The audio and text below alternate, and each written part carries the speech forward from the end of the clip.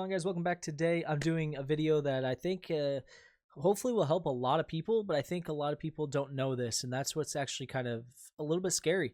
I've noticed doing some events and stuff, I noticed a lot of even like newer pen testers, or what people call freshers now, just new people, they don't fully understand, even defenders don't fully understand how attacks are played out.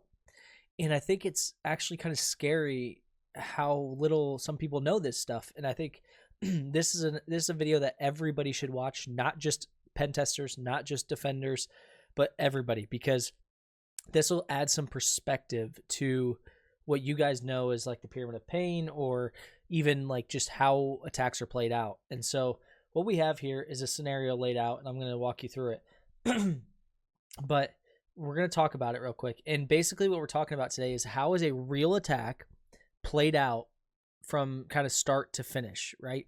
And how is it so hard once an attacker has infected you to actually like figure it out, right? And how to prevent it.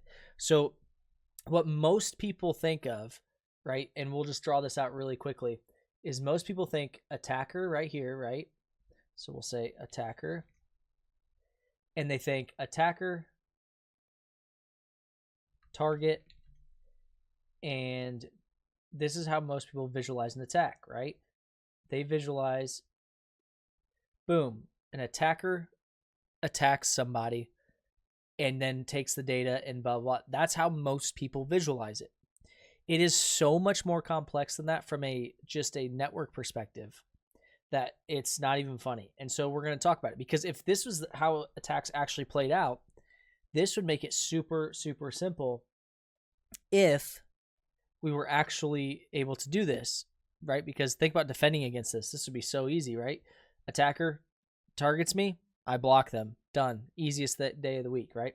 It's not that easy, and we're going to talk about that. So here we have some infrastructure, and I'm going to kind of discuss the attacker infrastructure and then the target network, right? So this is what an attacker infrastructure simplified, by far simplified, looks like, right? So what we'll do is we'll add to it too to show DNS.com, right?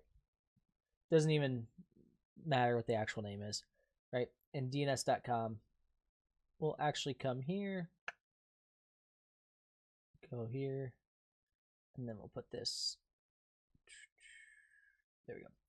Okay, so this is what a actual attacker infrastructure looks like. Most people think that these are very like simple attacks from a fundamental perspective, and they're not. APTs are very sophisticated. They have a lot of funding. They're very well done. They have full infrastructures. So what this looks like, right, is you have your C2 server. This is command and control. We'll talk about that. You have your attacker boxes, right? Usually, if you're talking about APT level, you're not talking about one attacker. You're talking about multiple people. They are sitting back and connecting to that C2 server. We'll discuss that further as we go. Then you have their DNS server, right? This is their server that they're going to send DNS requests to. And when most of you think of DNS, you think of like, okay, well, I want to get to this website, so I hit DNS and then it takes me to the website. I'm talking about when they want to trick you into using DNS, they're going to have a server stood up that they can send DNS requests to, and then they can actually take that data, and it's for exfiltration, for beaconing, that type of thing. And we'll talk about that a little bit more in depth. But then they have all these domains. So in this case, I just made some up, right? Facebook with zeros instead of O's. You've got spoof.com, Twitter with a letter or a number instead of a letter, malicious.com, bad.com, fake.com. Now, this is where people get slightly confused. They host these sites, and a lot of people think, okay, that's cool. And what happens is a lot of people will notice malicious sites on their network. And the reason I have the pyramid of pain is if you're a defender, you're probably guilty of this, right? And guilty is not the right word, right? But what happens is you find a domain name or an IP address, right? You're like, this isn't good. It's been reported as malicious or something, and you block it. Perfect. let's pretend facebook.com in this case was the one that you found and you blocked it. Perfect. Guess what? The malicious payload they have, the malware running on your network, almost always has a fallback, meaning it's going to go, oh, you blocked facebook.com? No problem. Go to fake.com, right? And guess what? The best part about it is if you try to go to these sites, they will look legitimate. They might even be legitimate sites because sometimes they compromise legitimate sites for this use. How do they do that? Well, there's a couple ways, right? You can use things like IP addresses. You can use things like user agents. You can use all kinds of different ways in your .hta access files or in any of your conditional access policies. And you can say, only redirect to my C2 server, only redirect if these conditions are met, right? And that's what we're going to talk about. So let's play this attack out in real time. I say in real time, that was a wrong usage of words because I'm not going to do this in real time. It would take forever. But let's play this out, okay? So what we're going to do is we're going to be the attacker here, right? So we're going to be the attacker here. We're going to use email because everyone's familiar with email, but there's so many more ways to get malware to somewhere. So we're going to say email. We're going to take this attacker, and this is an email server, whether it's Outlook, Exchange, whatever. It doesn't matter what email service you're using. This is going to email, right? Now, the email is then going to go to, and we'll get rid of this, right? The email is going to go in here. Now, here's where people get confused. A lot of people, I see people all the time like, how do you bypass firewalls? How do you bypass firewalls? Firewalls inherently block traffic. There is no theoretical bypass, meaning what I mean by that is there are ways around it, right? For instance, if there's a vulnerability in the firewall, if the port is open or something, but if you have a firewall that is just told to block traffic on whatever port, there is no like secret sauce to like, well, I can brute my way through that port. No, the port is closed. So you have to find a way around it, or you have to find a way through it on another port, or find something, a vulnerability, etc. So what people do is they bypass these firewalls. How do they do that? Well, I send an email. That email comes through. What does it do? Does your email traffic go to the firewall? No. Typically what happens is I send an email over here. I use my email server or Exchange. Most stuff is online now, so it's cloud-based, so this server-to-server transaction might not happen, but you send an email out. That email comes out. It goes to, we'll move this real quick. It goes to Joe Schmo over here, right? We'll say Joe. And what he does is he goes to get his email, right, on his machine. Well, think about how traffic works, right? Think about it from a network perspective. That looks terrible, my bad on that. Think about this from a network perspective. Normally, if Joe was to access anything on the internet and he's working, right, he has to go through his company, switch, router, whatever, then through his firewall, and then hit the internet, right? We'll make this the internet. This is the big ol' internet. He has to hit that internet. That's how it normally would, the transaction would look, right? Normally, boom. The problem is if he wants to send an email, right? Well, it doesn't matter because yes, he still hits the internet. The email traffic goes through the internet, but that traffic isn't going through the firewall. The email is encrypted typically, right? And so that email is just going to bypass all of these defenses, right? Because I'm not actually just communicating. That email comes in, it's encrypted, it sits on my machine. Perfect.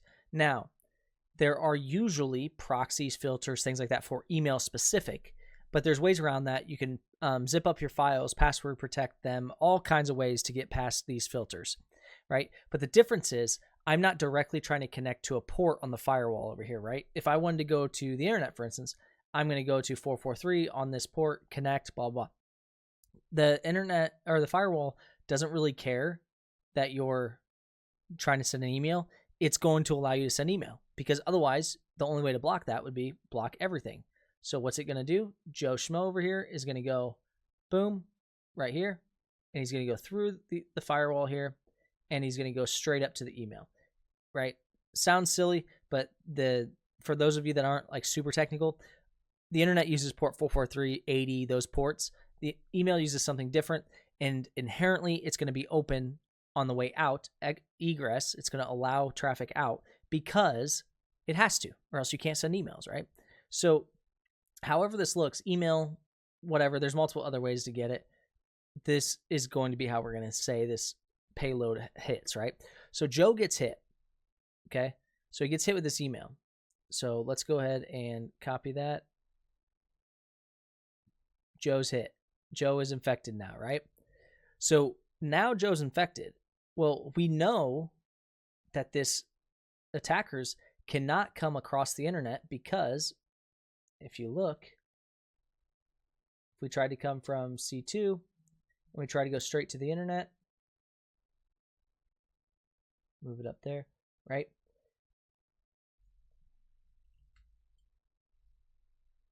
We're going to get this big hand that says, whoops, this big hand that says, not there, sorry. You're going to get this big hand that says, stop. You can't come in because of a firewall, right? That's what you're going to get. And that's pretty typical, right? You're going to get a big hand that says, stop, you can't come in because whatever, right? You can't connect to this machine because whatever port your payload, your malicious attack is trying to execute on isn't going to work. Simple, right? Well, that is why almost every single payload nowadays, and this didn't used to be the case, but every single attack nowadays comes from the inside out, because ingress is blocked, egress is not. So Joe is actually compromised now. We ran malware. It tells the malware or this computer to connect outward. Okay, the firewall is going to allow us all day long to connect outward. So we're going to say, let us connect outward. Boom, it's going to let us right in. I don't know why that's all jacked up, but there we go. So now we can actually talk out across the internet. Now, this is how most people think the attacks occur. They think that it goes across the internet and to their C2 server.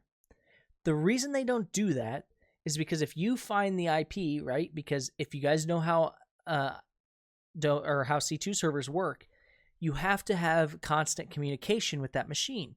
Otherwise, how do I even control it? C2 stands for command and control. Command and control means somewhere, all these machines that are going to get taken over, you have to be able to control them, right? Well, if I say, let me control them all, right? And I'm controlling them from one central location, C2, but when I go to control them from C2, it has to ping your machine or check in, or how does it get instructions, right? Well, I have to give it instructions. So there's going to be network traffic. So you're going to see that if you look for it, right? So how do I avoid having my C2 get what's called burned or thrown away, meaning I can't use it anymore, right? Let's see if so we want to avoid having these connections get burned, because once they're burned, can't use it anymore, right? Someone blocks that IP, that domain, you're done with that one, right? So to prevent the burning of it, we delete that. What we do is we say, hey, we'll keep that up there for now. We'll say, hey, we sent the email over here that he ran the malware. It goes out to the internet. It reaches out. Once it reaches out, what's it do? It will actually reach out over the internet and go to a site, right? And when I say go to a site, it will reach out and communicate with this Facebook.com, the fake Facebook, right? And that fake Facebook has a conditional access policy, meaning if a condition is met, which we will make sure is met, whether it's user agent, IP, domain, anything, right? And we'll say, if it's met, which in this case we know it is, redirect me to the C2 server. Why is this so important? This proxy protects the C2 server, meaning this proxy, all you're going to see in your logs is this Joe keeps connecting to Facebook.com. You don't know why. You just know he's connecting to it. okay, so let's say we want to figure out why, or we want to figure out why, whatever. This is where a lot of defenders, what's your first thought? If you see a site and it gets flagged by Virus Total or something and you're like, that's weird, and then you look it up and it says it's malicious, what's your first thought? Block it on the firewall, right? Okay, block on the firewall. That is burned, right? Now what? Now what? Are we just done? Are we just done? Well, what attackers do a lot is they have fallbacks, meaning their malicious payload is told, check in with Facebook.com. If it doesn't respond or you get an error, automatically fall back and use this one. And so now you can see, now it just starts going to fake.com. The beauty of this is just a 2, but you can have 50 redirectors, meaning you could have 50 sites here that you can block all of them. Every time you block one, it goes to a new one. Now you might say, well, then that'll be obvious because I'll just watch it go to the next one.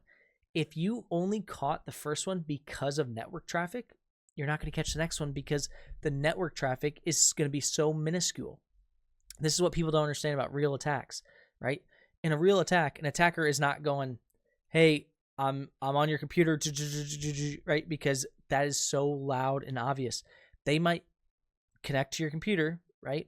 Then have a beacon calling their C2 server, and it may only call back one time depending on how slow they want to go. I mean, they could make it every 24 hours, every 48 hours, every week it calls in one time. And they could say, that one, we're keeping that one for later. That's how they set up persistence, right? You'll never detect it. If you go to facebook.com with zeros once a week, one time a week, do you think you're going to notice that? Anyone on your network? Probably not, because it's a very large network, right? Most of them. So then when that gets burned, okay, we'll go to spoof.com, then bad.com, et cetera, right? So what they do is they use this to start controlling these machines, and then this is called a redirector. So what that means is now every time you see traffic hit my C2 server, you never see the C2 server. You see traffic come to facebook.com and then come from facebook.com. It goes back and forth, back and forth. So now if I want to host a malicious file so that then I can tell this machine to reach out and grab that malicious file, guess what? It just goes to facebook.com/downloads, whatever, downloads the malicious file. Now I have an additional beacon or another callback. So if you catch one, I have persistence, right? Now we take those. Perfect. Now we have control of that. This one's burned. It doesn't really matter. We have control of it. We just keep going through them, and then boom. Now, when we start getting sneakier, you use different protocols like DNS. So now, DNS we know is going to be allowed. So we tell this over here to communicate to my DNS server, right? Or use the protocol DNS, right? So now it goes over the internet, reaches out to Joe, and it uses DNS. DNS is even more stealthy. And it's going to make it very, very hard to detect, especially if it's only sending 1 or 2 packets every 12, 24 hours, etc. So now we have control. Now, the beauty of this is once we take this over, right, we start privilege escalation, we start pivoting. Whoops, not trying to make that bigger. Okay, now we've got this one, right? Now we got this one. This is when you're going to start noticing these, right? Because you're going to start noticing all this web traffic to all these different sites, right? Cool. Start blocking them, because what will happen if you start blocking me, look at the domain or the pyramid of pain here. IP address, very easy, right? Well, if you take the IP address, spoof.com, right? That IP address, it doesn't really matter if you block my IP address. I'll just get spoof.com to have a new IP. You can just re-IP it. Easy. Domain names, a little bit harder, but like I said, we'll just redirect to another one, and then redirect to another one, and redirect to another one. Now, some people might say, well, this seems impossible then. No, it's still annoying, because every time they do it and you block it, they redirect to another one, they redirect to another one. They have to go stand those domains up or have one they already take over. You burn enough, you share them with other people, everybody starts blocking them, it gets harder and harder, right? Then you have your network host artifacts. Those start getting annoying if you start finding like specific things on the network, like user agent, right? If they have a conditional access policy that says when you go to facebook.com, if you have this user agent specifically, then it will allow you to redirect to the C2. Because what happens, and this might, I'm trying not to get too technical for everybody, but what happens is anyone else goes to facebook.com, it's going to look like a legitimate website, right? But if you go to facebook.com with a specific user agent, then it automatically redirects you to the C2 server. So the problem with that is, right? And that's just an example. There's multiple ways of doing this. But the problem with that is if you start to notice that, you can change the user agents on your machines and then, or block that user agent from working, right? Now, none of these redirects work, right? Because they all have the same conditional access. So it starts getting annoying because then they have to send you new malware with new conditional access and et cetera, right? Now, where the C2 part comes in play is when they start taking over multiple networks, right? And keep in mind, multiple networks can be within the same company. I'm not talking about attacking 5 or 6 companies. I'm talking about multiple networks in the same company, right? They are going over the internet, whether DNS, or HTTPS, and then they can use SMB. They can use all kinds of protocols, right? Anything that will allow through the firewall. And they can take over all these networks, right? And these can be all within the same company. And they can control them all from C2. If you've never seen a C2 server operate, it's actually pretty cool. Go look at Sliver. Go look at Cobalt Strike. Go look at Metasploit's really good too. It's just once it starts to scale, it gets harder. Go look at all these different C2 servers and take a look. They're actually really cool to watch. The way, like when you actually have a bunch of hosts and stuff, it's really cool to watch. And so your attackers are all sitting in the privacy of their own, little hidden secret here, right? They're connecting to the C2. The C2 is going to be hosted somewhere. They're connecting to it. They're probably using a VPN to connect to it, right? Once they connect to it, then they have all these other domains that are redirects that redirect to the site. Then they'll have a domain like this, right? And this could just be used as a redirect too, but they might say stager, oops, right? And this is over here, and they take this,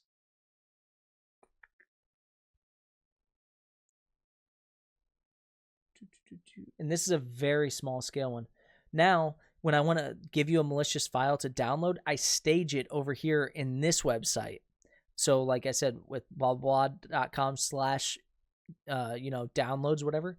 And that file is now hosted over here. So I stage all my payloads here.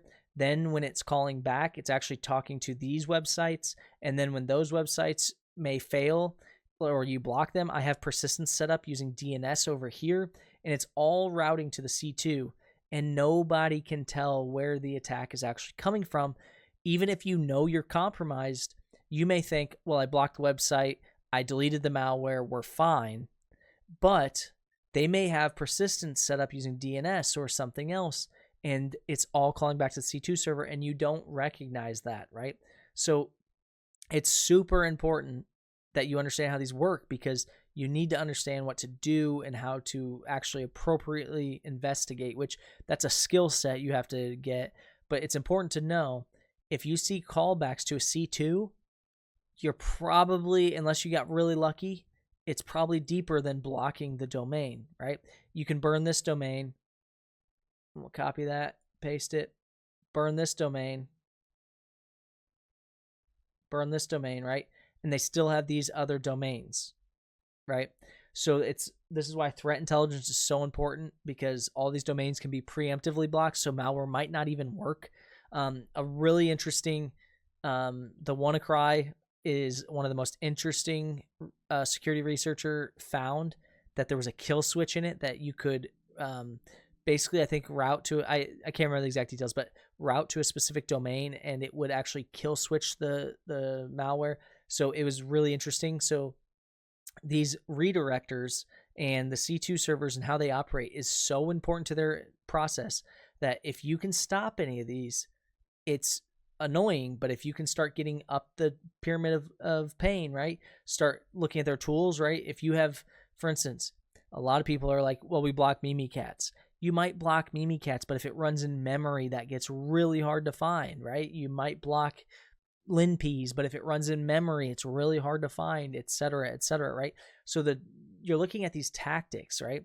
If I know you do XYZ, I can prevent it, right? If I know you have to do something, right? For instance, you might be able to enumerate because you ran it in memory, but I know if you want to, pivot, you have to do something, right? You have to somehow make noise because you have to cross a network, and I have network sensors in the right place.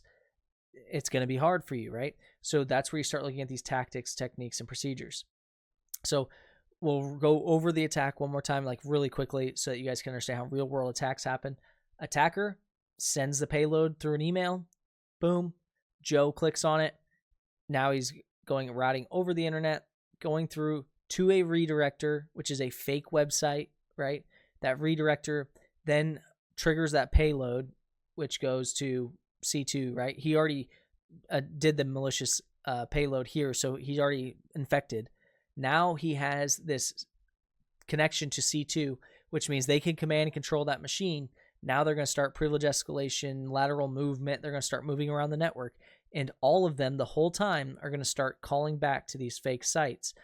But what people get wrong a lot is they think, okay, I see that Joe, this guy, and this guy are connecting to Twitter.com. I blocked it. We're good. They can't connect anymore.